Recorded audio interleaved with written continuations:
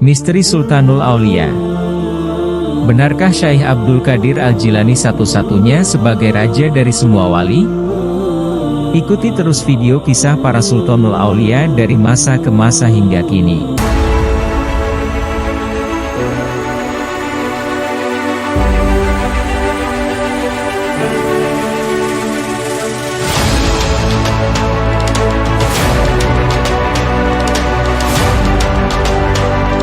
Di bawah langit malam yang bertabur bintang, angin sepoi-sepoi membawa aroma tanah dan dedaunan. Di sebuah sudut dunia, cahaya lilin menerangi lembaran-lembaran kitab kuno, sementara suara lantunan doa mengisi keheningan. Inilah kisah para wali Allah, yang jejak spiritual dan kekeramatannya menerangi jalan umat hingga kini. Saudara-saudaraku yang dirahmati Allah, dalam setiap zaman, selalu ada orang-orang pilihan. Mereka bukan sekadar ulama atau pemimpin, tetapi penjaga cahaya, pewaris ilmu, dan benteng keimanan umat. Mereka adalah para Sultanul Aulia, pemimpin para wali, manusia yang dititipkan hikmah dan kekuatan oleh Allah untuk menjaga kemurnian Islam di setiap generasi. Dalam sejarah Islam, banyak umat hanya mengenal Syekh Abdul Qadir Al-Jilani sebagai Sultanul Aulia, rajanya para wali. Tetapi tahukah kamu? Ada 5 sosok lainnya yang juga menyandang gelar ini, masing-masing membawa warisan ilmu dan keberkahan yang luar biasa. Mereka diberi amanah besar oleh Allah untuk menjaga kemurnian ajaran Islam di setiap generasi. Kisah ini menceritakan tentang para Sultanul Aulia dari masa ke masa, sejak berakhirnya masa Khulafaur Rasyidin. Jangan lupa klik subscribe, like dan komen untuk terus mendukung konten-konten Islami lainnya. Baghdad, sebuah kota metropolitan di zaman keemasan Islam. Di sebuah pelosok negeri, lahirlah seorang anak yang kelak menjadi panutan umat. Ahmad bin Hanbal lahir pada tahun 164 Hijriah atau 780 Masehi di Baghdad. Ayahnya, Muhammad bin Hanbal, adalah seorang tentara yang meninggal ketika Ahmad masih bayi, sehingga ia dibesarkan oleh ibunya, Safiyah binti Abdul Malik. Sejak kecil, Ahmad menunjukkan kecerdasan luar biasa dan kecintaan yang mendalam terhadap ilmu. Ia menghafal Al-Quran di usianya yang ke-14 tahun dan mulai belajar hadis di usia 15 tahun. Masa mudanya dihabiskan dengan perjalanan menuntut ilmu ke berbagai wilayah Islam, termasuk Hijaz, Yaman, Kufah, dan Syam. Ia belajar dari banyak ulama besar, di antaranya Imam Syafi'i, Sufyan bin Uyainah, dan Abdur Razzaq Asy-Syan'ani. Kecerdasannya tampak dari daya hafalnya yang luar biasa. Ia mampu menghafal ratusan ribu hadis dengan sanad dan matanya secara sempurna. Keistimewaan Imam Ahmad tidak hanya dalam kecerdasan, tetapi juga dalam keteguhan iman dan karamahnya. Suatu ketika, saat kehabisan bekal dalam perjalanannya, ia hanya berdoa kepada Allah, dan tanpa diduga seseorang datang membawakan makanan kepadanya. Diceritakan pula, setiap kali ia menghadapi kesulitan, Allah selalu memberikan pertolongan secara ajaib. Namun, ujian berat menantinya. Di masa Khalifah Al-Ma'mun, doktrin Mu'tazilah yang menyatakan bahwa Al-Quran adalah makhluk menjadi pemahaman resmi. Imam Ahmad menolak keras, mempertahankan keyakinannya bahwa Al-Quran adalah kalamullah yang tidak diciptakan. Akibatnya, ia dipenjara dan disiksa. Dalam gelapnya penjara, dengan tubuh yang lemah akibat cambukan, ia tetap teguh. Suatu malam, seorang sipir penjara mendekat dan berkata, "Wahai Imam, tidakkah engkau ingin keselamatan?" Dengan mata yang bersinar, Imam Ahmad menjawab, "Keselamatan sejati adalah berpegang pada kebenaran, meski raga ini hancur." Allah angkat beliau sebagai Sultanul Aulia yang pertama. Setelah dilantik, beliau digembleng selama 2 tahun 3 bulan. Beliau menerima ilmu laduni dari Allah tentang hukum-hukum agama sebanyak 1118 ilmu. Karya terbesar beliau adalah Musnad Ahmad, kumpulan hadis yang berisi lebih dari 40.000 hadis dan menjadi rujukan imam-imam setelahnya. Ia menjadi pendiri mazhab Hanbali, yang berpegang teguh pada Al-Quran dan hadis sebagai sumber utama hukum. Keteguhannya menjadi mercusuar bagi umat Islam, menunjukkan bahwa iman yang kokoh takkan tergoyahkan oleh tekanan duniawi. Perjuangan dan keteguhan Imam Ahmad menjadikannya salah satu ulama paling berpengaruh dalam sejarah Islam. Mazhab Hanbali yang ia rintis menjadi salah satu mazhab utama dalam fikih Islam. Ia wafat pada tahun 241 Hijriah atau 855 Masehi, dan jenazahnya diantarkan oleh lebih dari 800.000 orang sebagai bukti kecintaan umat kepadanya. Hingga kini, warisannya tetap hidup, menginspirasi generasi demi generasi dalam mempertahankan kebenaran. Di kota yang sama, Baghdad, pada tahun 306 Hijriah atau 918 Masehi, lahirlah seorang bayi yang kelak memiliki kedudukan tinggi di hadapan Allah. Beliau bernama lengkap Abu Al-Hasan Ali bin Umar ad-Daruqutni. Sejak kecil, ad-Daruqutni menunjukkan kecerdasan luar biasa dalam menghafal dan memahami hadis.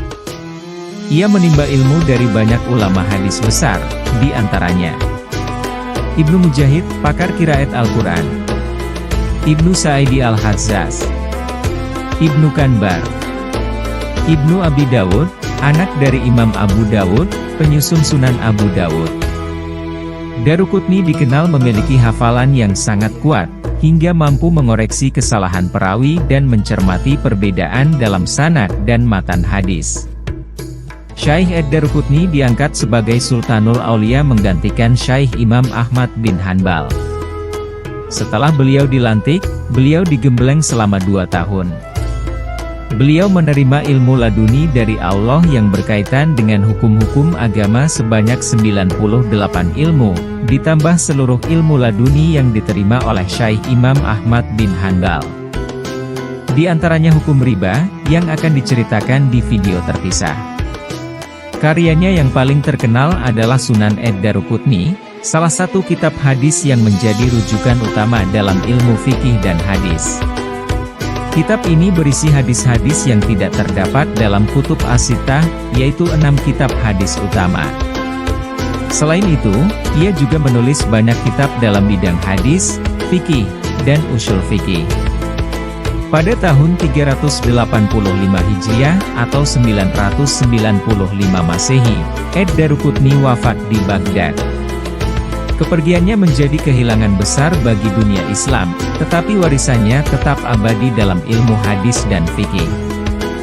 Beliau bernama lengkap Abdul Qadir bin Abi Shalih Musa Al-Jilani, lahir di Persia, sekarang Iran, tahun 470 Hijriah atau 1077 Masehi. Merupakan keturunan Rasulullah ke-23 melalui jalur Sayyidina Hasan.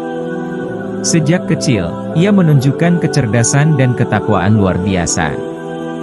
Beliau menimba ilmu di Baghdad dari banyak ulama besar, menguasai berbagai disiplin ilmu seperti fikih, hadis, tafsir, dan tasawuf. Di antara guru-guru beliau yaitu Abu Sa'idi Al-Muharrami, salah satu guru utama dalam bidang tasawuf dan fikih.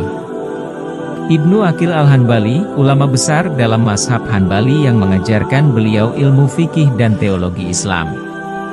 Abu Muhammad Ja'far As-Sarraj, guru dalam bidang hadis. Abu Ghalib Ahmad bin Hasan Al-Baqilani, ahli fikih dan usuluddin. Abu Sade Al-Mubarak bin Ali Al-Muharrami, mengajarkan tasawuf dan ilmu hakikat kepada beliau. Ali bin Hasan Al-Baghdadi, seorang ulama yang juga berperan dalam membimbingnya dalam ilmu-ilmu keislaman. Abu Hattab Mahfuz Al-Kalwadani, ahli fikih Hanbali yang turut membentuk pemahaman hukum Islam Syekh Abdul Qadir Al-Jilani. Dari para gurunya ini, beliau menyerap ilmu yang luas dan mengombinasikannya dengan pengalaman spiritual yang mendalam, sehingga kelak menjadi salah satu ulama dan sufi terbesar dalam sejarah Islam. Di antara kekeramatan beliau yang banyak ditulis dalam kitab-kitab adalah Pada suatu malam, saat sedang beribadah, ia melihat cahaya terang di langit dan mendengar suara, "Wahai Abdul Qadir, engkau telah mencapai derajat tinggi. Segala yang haram telah kuhalalkan bagimu." Dengan tegas, ia menjawab, "Enyahlah, wahai syaitan." Cahaya itu pun redup, dan suara itu berkata, "Engkau selamat dari tipu dayaku karena ketinggian ilmu dan derajatmu." Kekeramatannya pun menyebar luas. Ia menyembuhkan orang sakit, membantu yang miskin, dan mengajarkan tauhid dengan penuh hikmah. Ajarannya melahirkan tarekat Qadiriyah, yang menyebar ke seluruh dunia Islam, dan termasuk salah satu tarekat yang sangat terkenal di Indonesia. Beliau diangkat oleh Allah sebagai Sultanul Aulia dan digembleng selama 2 tahun. Beliau menerima ilmu laduni dari Allah mengenai hukum-hukum agama sebanyak 111 ilmu, berikut ilmu laduni yang diturunkan kepada Sultanul Aulia sebelumnya.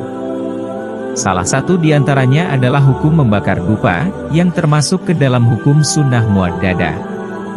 Beliau wafat di Baghdad pada tahun 561 Hijriah atau 1166 Masehi dan menjadi sebuah kehilangan besar bagi umat Islam. Namun, ajarannya masih hidup hingga kini. Lahir di Kanton, Cina Tenggara, tahun 726 Hijriah atau 1326 Masehi. Turunan Rasulullah ke-27 ini bernama asli Sanculai. Sejak masih anak-anak, sudah menunjukkan ketertarikannya di dunia agama Islam dan sejak umur 20 tahun, beliau hanya memakan pisang dan air minum. Di umurnya yang ke-35 tahun, bersama 2 sahabatnya, merantau mencari ilmu agama Islam hingga sampailah di Karbai, nama sebuah kota pelabuhan di mana Islam sedang berkembang dengan pesat. Sekarang kota itu adalah Gresik, Jawa Timur. Sanculai adalah seorang ulama yang diyakini memiliki peran dalam penyebaran Islam di Nusantara, khususnya di daerah Gresik, Jawa Timur. Berdasarkan beberapa tradisi lisan dan catatan sejarah yang berkembang di masyarakat, beliau disebut berasal dari Cina dan melakukan hijrah ke Gresik pada tahun 1361 Masehi. Kedatangan beliau diyakini sebagai bagian dari gelombang penyebaran Islam yang melibatkan para ulama dari berbagai penjuru dunia, termasuk Timur Tengah dan Asia Timur. Sanculai diyakini berasal dari komunitas Muslim di Cina yang memiliki hubungan erat dengan jalur perdagangan maritim yang saat itu berkembang pesat. Karbai atau Gresik, sebagai salah satu pelabuhan penting di Nusantara, menjadi tempat persinggahan para pedagang dan ulama dari berbagai bangsa. Kehadiran Sanculai di Gresik diperkirakan sebagai upaya untuk memperkuat dakwah Islam di wilayah tersebut, yang saat itu masih dalam proses awal penyebaran ajaran Islam. Setelah 3 tahun berada di Gresik, beliau mengubah namanya menjadi Rahmat Rohmah. Di usianya yang ke-47 tahun, beliau diangkat Allah sebagai Sultanul Aulia. Beliau adalah Sultanul Aulia yang pertama yang diangkat oleh Allah sebagai orang pertama di luar Jazirah Arab. Beliau menerima ilmu laduni dari Allah sebanyak 92 ilmu laduni dan seluruh ilmu laduni yang diterima para Sultanul Aulia sebelumnya. Setelah menetap di Gresik, Syekh Rahmat Rohmah diduga aktif berdakwah dan mengajarkan nilai-nilai Islam kepada masyarakat setempat. Sebagai seorang alim yang berasal dari luar Nusantara, beliau membawa wawasan keislaman yang luas serta pengalaman dalam membangun komunitas Muslim di lingkungan baru. Dalam beberapa sumber lisan, disebutkan bahwa beliau berperan sebagai guru atau pembimbing bagi tokoh-tokoh penting di masa awal perkembangan Islam di Jawa. Ilmu laduni yang beliau terima mengenai hukum-hukum agama dan muamalahnya adalah sesuai dengan apa yang kita kerjakan sekarang ini. Beliau termasuk guru kesayangan Sunan Ampel. Di usianya yang menginjak 61 tahun, pada tahun 1387 Masehi, beliau pindah ke Tulai atau Banten sekarang dan menyebarkan dakwah Islam di sana. Meski informasi tertulis mengenai kehidupan Syekh Rahmat Rohmah masih terbatas, jejaknya dalam sejarah Islam di Jawa diyakini menjadi bagian dari pengaruh besar jaringan ulama internasional yang turut membentuk perkembangan Islam di Nusantara. Kehadiran beliau menunjukkan betapa pentingnya peran hubungan lintas budaya dalam penyebaran ajaran Islam di kawasan ini. Syekh Rahmat Rohmah merupakan salah satu figur yang dipercaya berkontribusi dalam penyebaran Islam di Jawa, khususnya di Gresik. Meskipun catatan sejarah tertulis tentang beliau masih terbatas, peran beliau tetap dikenang sebagai bagian dari jejak awal dakwah Islam di Indonesia. Beliau wafat di Madinah, di dekat Raudah, pada umur 158 tahun. Syekh Rahmat Rohmah tidak berkeluarga. Jasad beliau, Allah angkat dan digaibkan dan hingga kini tidak banyak catatan sejarah yang bisa ditelusuri kecuali tradisi lisan di masyarakat. Sultanul Aulia yang Allah angkat berikutnya adalah Syekh Abdullah dari Aljazair. Beliau turunan Rasulullah ke-43 dan memiliki hubungan darah dengan Imam Ahmad bin Hanbal. Beliau menerima ilmu laduni dari Allah tentang hukum-hukum agama yang dibutuhkan umat saat itu sebanyak 23 ilmu dan seluruh ilmu laduni yang diterima para Sultanul Aulia sebelumnya. Al-Kisah, suatu ketika, ia tiba di sebuah desa yang dilanda kekeringan. Penduduknya putus asa. Syekh Abdullah mengajak mereka berdoa dan mendirikan sholat istisqa. Tak lama setelah itu, hujan pun turun dengan lebatnya, menyuburkan kembali tanah mereka. Kekeramatannya membuat banyak suku di Afrika menerima Islam, menjadikannya salah satu penyebar Islam yang berpengaruh di Afrika Utara. Tidak banyak catatan sejarah ataupun kitab-kitab yang secara khusus menceritakan kekeramatan beliau, namun sebuah sumber sejarah yang berhubungan dengan beliau adalah seorang pemimpin revolusi perjuangan rakyat Aljazair terhadap penjajahan Perancis pada tahun 1800-an. Yang terakhir ini mungkin yang paling misterius. Syekh Ahmad Zubaidi, Sultanul Aulia terakhir yang diyakini masih hidup hingga kini, namun keberadaannya dirahasiakan oleh Allah. Siapa beliau? Apa misinya? Tak banyak yang tahu, tapi diyakini ketika saatnya tiba, ia akan muncul untuk membawa umat kembali kepada Islam yang sejati. Para Sultanul Aulia bukan hanya kisah sejarah. Mereka adalah cahaya yang masih menyinari umat Islam hingga sekarang.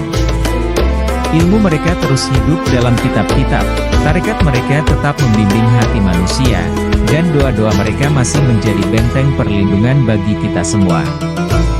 Jadi, apakah kisah mereka hanya legenda? Tidak. Mereka adalah bukti nyata bahwa orang-orang pilihan selalu ada di setiap zaman. Semoga kita bisa meneladani jejak mereka, mengambil pelajaran dari keteguhan, ilmu, dan kebijaksanaan mereka. Dan semoga Allah mengizinkan kita untuk berada di jalan yang sama, jalan para wali, jalan para pecinta Allah. Jangan lupa untuk subscribe, like, dan komen jika Anda menyukai video ini. Dukungan Anda sangat berarti dalam menyebarkan konten sejarah Islam agar lebih dikenal. Terima kasih atas waktu dan perhatiannya, semoga bermanfaat. Semoga kisahnya menjadi inspirasi bagi kita semua. Wallahu a'lam bishawab.